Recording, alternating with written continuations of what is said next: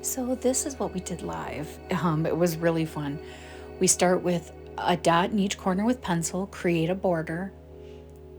And you can do this directly with pen if you want to start with pen. I tend to like to start with pencil. It's just a good way for me to begin relaxing, doing some breathing, really kind of being light with the pencil, which in turn I'll be light with the pen. And this is where I just let everything go. I have appreciation for the pen, the paper, whatever it is that I'm using or grateful for. And then I'm going to ink that border. And what we decided to do, and I usually let followers when I'm live decide what we do. And so we started, everybody felt like something wavy. So we began with a wavy line. And then what we did was we mirrored this wavy line, meaning the next wavy line that I do, if I fold the two wavy lines in half, one would be on top of the other, okay? So instead of oring it, I'm mirroring it.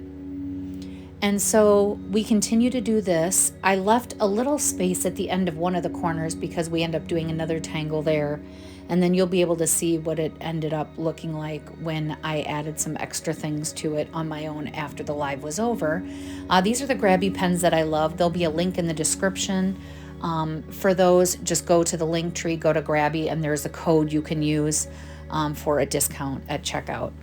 So we're going to go ahead and keep doing these lines. And remember, I'm showing you the basics, so you can do whatever you like here, whatever makes you happy. But we just did the mirrored wavy lines. And then, like I said earlier, we kept a little space to add more tangles if we wanted. Completely up to you. And so I took a pencil because I was trying to, sometimes it's hard live when you hear what people want you to do. And this is what I ended up coming up with. Essentially, I'm oring from left to right the actual shape. Kind of looks like a shell. But that's what I'm going to do, is just aura lines inside of that shape. And as we're doing this, we want to make sure that we're breathing, we're being light with the pen and the pressure. We're not biting the inside of the cheek, clenching the jaw. We're letting all the stress go for the day. So enjoy the music from the plant wave. There's a link in my bio to that as well. I am playing the musical notes of a plant. And we're going to go ahead and aura these. Enjoy, and I'll be back.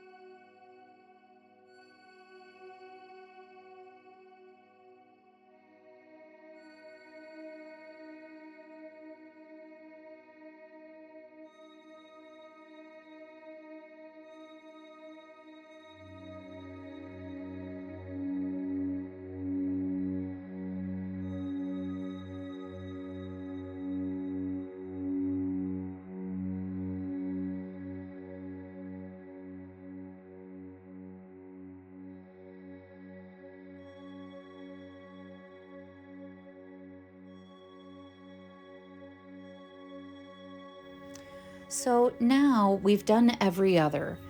So let's draw them the other way. I started with the pencil first to see if I liked it because many people, we had a lot of different options. People were kind of shouting out.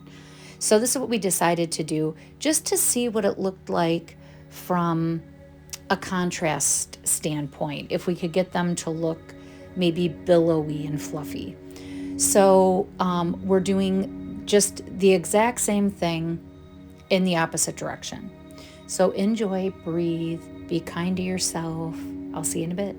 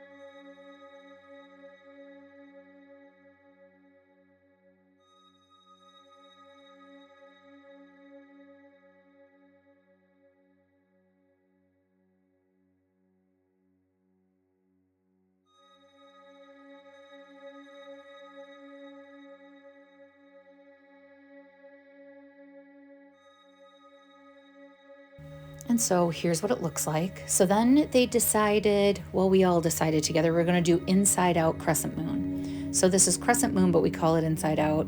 This is just what Maria had told me when I began tangling. So that's what I call it.